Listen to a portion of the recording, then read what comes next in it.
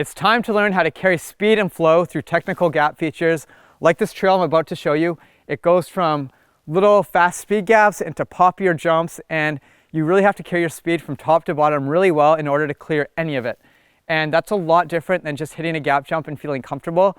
So once you start getting comfortable on gap jumps and bigger lines like that, you really want to step up your skills and work on the technical side of pumping and flowing, really pushing into the ground and carrying speed as best as you can.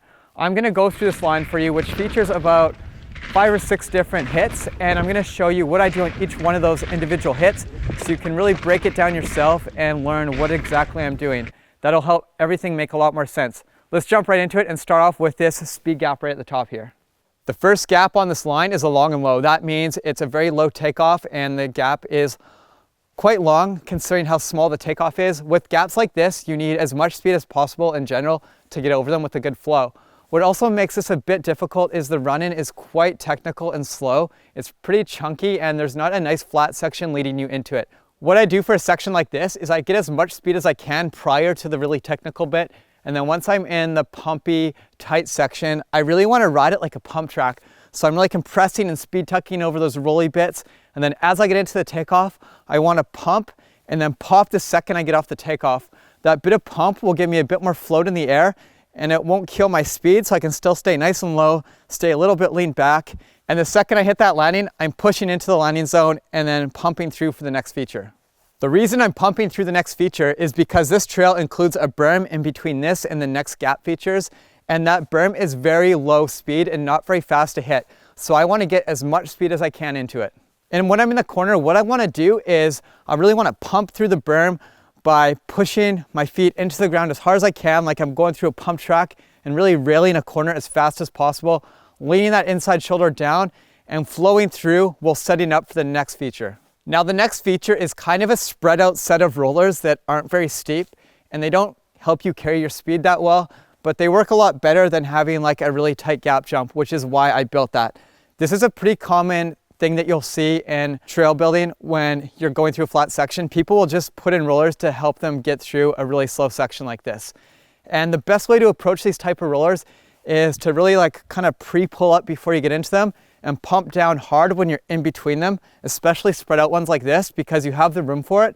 And then when you get up into that second corner, you kind of almost want to do the same movement and then really push through and get ready for that next hit, because on this trail, the next hit is your first real step down gap jump. It's easier to clear than it looks. That is very common with step down jumps. They can have quite a long gap and look very difficult to clear, but it's a little easier than you would expect. With this one, that is the same case. It looks nearly impossible to clear when you come into it, especially considering you don't have a ton of speed coming into it. But then once you pop up and over it, you just make the landing. And the key to clearing this jump is to really get that pre-hop motion down that I've been talking about, like what I did on the very first hit on the trail. So I want to come in and I almost want to bunny hop off the lip, and then as I'm popping, I'm leaning back and getting ready to push into that landing the second I land, because I want to be landing with lots of nice fast flow. Right after the step down is a step up that's less than 2 bike lengths apart from each other. That is super tight, and that is the final jump on this flat section of trail. Now what makes it really difficult and technical is you don't really have any room to pedal or fully brake, so you have to have an immediate reaction, and you almost have to prepare for this jump when you're about to land the step down. I'm going to hit my brakes a little bit but not lock them up because I don't want to skid or anything, and I want to really scrub my speed because this is very easy to clear. I just take my scrubbing basics like leaning into the takeoff, leaning back a bit, really pushing into that jump and getting my body back a bit in the air so I'm preparing for a nice low fast landing. All right, let's take a look at this whole section from the top to bottom. I'm coming in, it's pretty flat and slow, so I really want to pump through here, get as much speed as I can, then pump, push through, pump, pump, a little pre-hop and pop, and then brake track and scrub, and that's it. That's how it flows together. Happens really fast. Now that you've seen this line ridden from top to bottom, I really want you to think about each individual hit and what I did on them to make my speed work as nicely as possible, whether it was scrub my speed to slow down or to pop to get up and over something and really put in those pre-hop and pumping movements. Now I want you to get out there and practice on a line similar to this.